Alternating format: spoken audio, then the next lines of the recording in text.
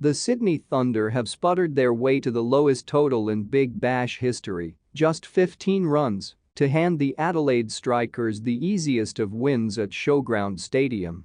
The Thunder looked in control after restricting the Strikers to 139 after losing the toss and being sent into the field on Friday night, but were bowled out in 35 balls to come up well short of the previous record for low score, 57.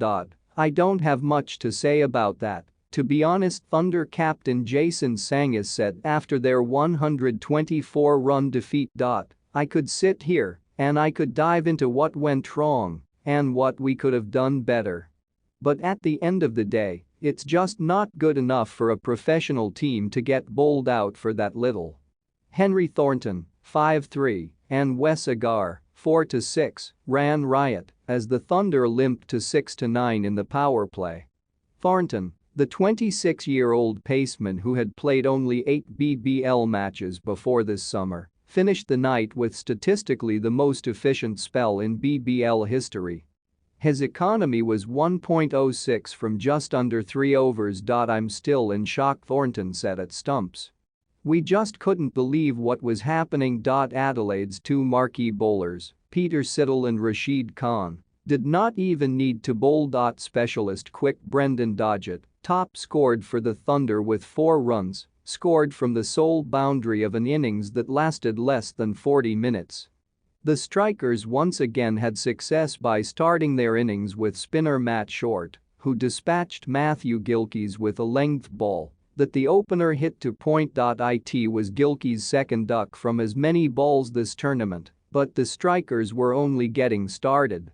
Short took an early contender for catch of the tournament by jumping in the slips for a one-handed grab to dismiss Rilee Rossouw, whose 3 runs made him the highest scorer of the specialist batters.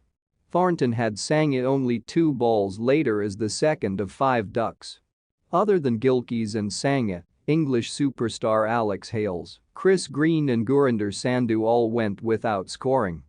Thunder lost 8 of their 10 wickets caught behind to capitulate in under 6 overs, but Sangha said he had no concerns about his side's ability to shrug the defeat off.